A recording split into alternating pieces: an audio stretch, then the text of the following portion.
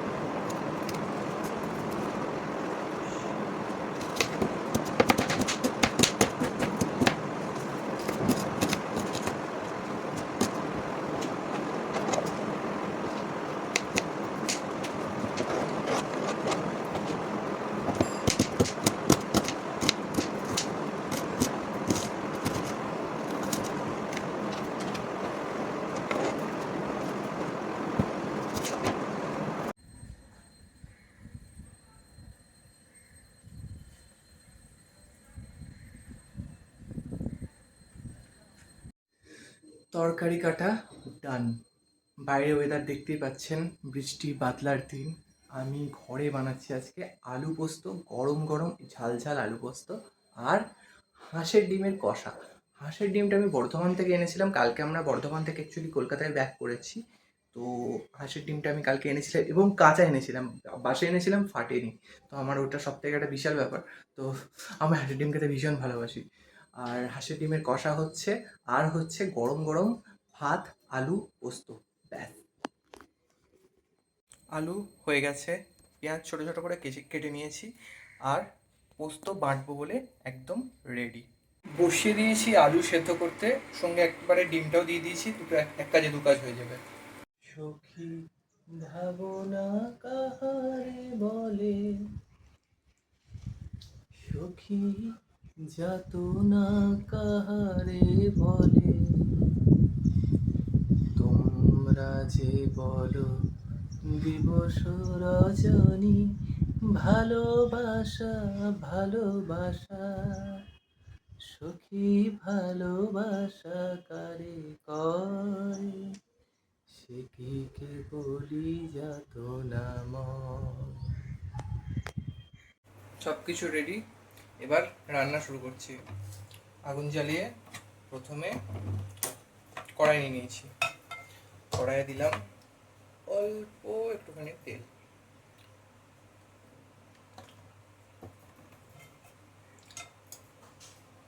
এরপর তেলটা গরম করার জন্য ওয়েট করছি। সর্ষের তেল দিলে ভালো হয়, বাট সর্ষের তেল আমাদের বাড়িতে একদমই ফুরিয়ে গেছে। ফ্লিপকার্টে অর্ডার দিয়েছি, এখনও ডেলিভারি দেয়নি, তাই সাদা তেলেই রান্না করছি।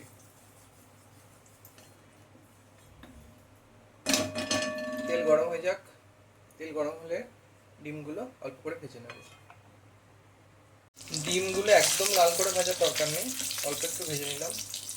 এরপর ডিমগুলোকে নামিয়ে নিচ্ছি। নামিয়ে নেওয়ার পর আপনারা চাইলে এখানে আর একটু তেল অ্যাড করতে পারেন, আমি তেল দিচ্ছি না কারণ আমি অল্প তেলেই রান্না করি। এরপর ওর মধ্যে একটা তেজপাতা দিলাম, দারচিনি দিলাম, আর দুটো গোটা ছোটো এলাচ দিলাম। এগুলো দিলে কি হবে, যে রান্নাটা করবেন তার সেন্টটা খুব ভালো আসবে। কোথায় বলে ঘ্রাণেনং অর্ধং ভোজনম, তো যে খাবারের গন্ধ যত ভালো হবে সেই খাবার তত ভালো হবে। এরপর দিয়ে দিলাম একটু গোটা জিরে, এমনি নর্মাল সাদা জিরে যেটা রান্নাঘর সবারই থাকে, অল্প একটু দিলাম।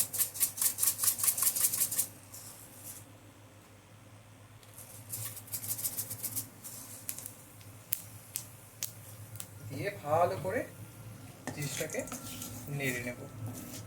একটু দেখবেন মশলার এই গোটা গরম মশলা যেটা দিয়েছি ওটার গন্ধটা বেরোবে। যে মুহূর্তে গন্ধ বেরোবে সেই মুহূর্তে আপনার ওই মিহি করে কেটে রাখা যে পেঁয়াজগুলো আছে, ওই মিহি করে কেটে রাখা পেঁয়াজগুলো এখানে দিয়ে দেবেন। পেঁয়াজ এরপর আমি অ্যাড করেছিলাম ওই তেলের মধ্যেই। পেঁয়াজ হালকা কালার নিচ্ছে, দেখুন হালকা বাদামি একটা কালার, সুন্দর কালার, একটু সুন্দর গন্ধ আসছে। এই সময় আমি অল্প করে পেঁয়াজ নিয়েছি, অ্যাকচুয়ালি অল্প করে পেঁয়াজ নেওয়ার কারণ হলো আমি বেশ কিছুটা পেঁয়াজ মিক্সিতে পেস্ট করেছিলাম, রসুন বাটা অল্প করে করেছিলাম, তো তার সঙ্গে একটু পেঁয়াজ পেস্টও করেছিলাম। তো যেহেতু পেঁয়াজ পেস্টও খানিকটা অ্যাড করবো সেহেতু আমি পেঁয়াজ কাটাটা অল্প করেই দিয়েছি। আপনারা চাইলে দুটো বড় বড় পেঁয়াজ দিতে পারবেন। এরপর আমি অ্যাড করলাম আমার ওই পেঁয়াজ আর রসুন বাটাটা, ভালো করে নেড়ে নিতে হবে 3 থেকে 4 মিনিট। 3 থেকে 4 মিনিট এই জিনিসটাকে ভালো করে নেড়ে নিলেই দেখবেন তেল ওপরে ভেসে আসছে। এরপর এর মধ্যে দিয়ে দেবো একটু হলুদ 1 চিমটের মতো, একটু জিরে গুঁড়ো এটাও 1 চামচের মতো, আর দিয়ে দেবো আমি নুন। নুনটা পরিমাণ মতো একটু কম বেশি হলেও অসুবিধা নেই। শেষে যখন কষানো হয়ে যাবে তারপরে যদি আপনি টেস্ট করে দেখেন যে নুন একটু কম হয়েছে তখন একটু নুন অ্যাড করে দেওয়া যেতে পারে, তাই আমি নুন একটু কম করেই দিচ্ছি। এবার এই জিনিসটাকে ভালো করে যতক্ষণ না তেল ছেড়ে দেয় ততক্ষণ না এটাকে কষিয়ে নেব। জল দিয়ে দিয়েছি এর ওপর একটুখানি, অল্প একটু জল দিয়ে আপনারা আরেকটু চাইলে কষাতে পারেন। আমি জল দিয়ে দিয়েছি, জল দিয়ে ডিমগুলো ছেড়ে দিয়েছি। এইভাবে আরও 3 থেকে 4 মিনিট আরও আমি এটাকে এরকম একইভাবে নাড়তে থাকবো। এরপর ডিম কষা মোটামুটি তৈরি হয়ে যাবে, তৈরি হয়ে গেলে আমি নামিয়ে দেবো। খেতে কিন্তু ঠিক হয়েছে। একটু নুন কম হয়েছিল, আমি এই জায়গায় এসে আরেকটু নুন অ্যাড করে দিয়েছি। আপনারা চাইলে আপনাদের স্বাদ মতো নুন এই সময় অ্যাড করতে পারেন। হাঁসের ডিমের কারি একদম রেডি, আর নুন মিষ্টি সব কিছু একদম পারফেক্ট হয়েছে।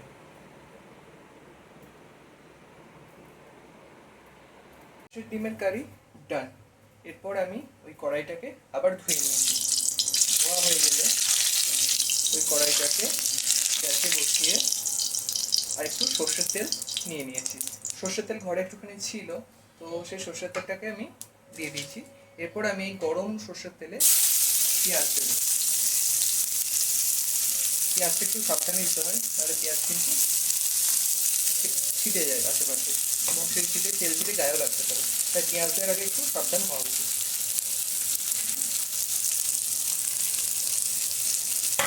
এবার এই জিনিসটাকে ভালো করে আমি ভেজে নেবো যতক্ষণ না কালার চেঞ্জ হয়ে যায়। খুব একটা কালার চেঞ্জ করার কিন্তু দরকার নেই, বাদামি করার দরকার নেই, অল্প একটু ভেজে নিতে কিন্তু হবে, কারণ আলু পোস্ততে খুব একটা পেঁয়াজ ভাজার দরকার পড়ে না। পেঁয়াজগুলো এইরকম হয়ে যাবে। এরপর আমরা আগে সেদ্ধ করে রাখা আলুটা, ছোটো ছোটো করে কেটে রাখা আগে সেদ্ধ করে রাখা আলুটা এর মধ্যে দিয়ে দেবো। আমি একবারে দুবেলায় করেছি,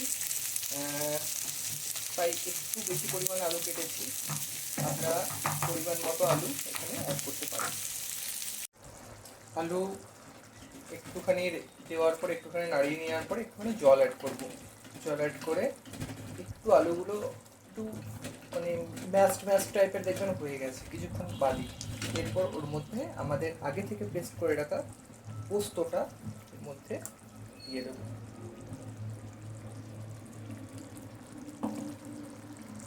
পোস্ত অ্যাড করার পর এই সময় আর একটুখানি জল অ্যাড করতে হবে। আচ্ছা, জলটা কীভাবে দেবেন সেটা বলে দিচ্ছি। এই যে মিক্সির মধ্যে ছিল পোস্তটা এখানে দেওয়ার পর মিক্সির আশেপাশে লেগে থাকা পোস্তগুলোকে আরও একটু জল দিয়ে ওর মধ্যে ভালোভাবে মিশিয়ে নিয়ে সেই জল সমেত ওই পোস্ত সমেত জলটাকে এই কড়াইয়ের মধ্যে দিয়ে দেবেন। এরপর খানিকক্ষণ নাড়িয়ে দিলেই আপনার আলু পোস্ত কিন্তু রেডি হয়ে গেছে। থিকনেসটা দেখুন, সুন্দর আলু পোস্ত হয়েছে। আর নুন আমি টেস্ট করে নিয়েছি, একদম পারফেক্ট আছে, তাই আমি নুন অ্যাড করছি না। কিন্তু আপনি যদি চান, আপনি যদি মনে করেন এই সময় নুন একটু কম হয়েছে, আপনি কিন্তু নুন অ্যাড করতে পারেন। তা আমাদের আলু পোস্ত রান্না মোটামুটি কমপ্লিট হয়ে গেল। ভাত আমি এরপর বসিয়ে নেব। প্রচণ্ড গরম, রান্না মোটামুটি ডান। তো রান্না তো কী হলো দেখতেই পেলেন, আমি আরেকবার দেখিয়ে দিচ্ছি আপনাকে। এরপর ঘরটা একটুখানি গুছিয়ে নেব, দিয়ে আমি যাব চান করতে। টাটা। হাঁসের ডিমের কারি আর আলু পোস্ত। ভাত ভাত হচ্ছে, ভাত চাপিয়ে দিয়েছি। ভাত হয়ে গেলে ভাত নামিয়ে দেবো। সোহিনী এলে আরেকবার ভাতটা ফুটিয়ে নেব। তো রান্না মোটামুটি কমপ্লিট। টাটা।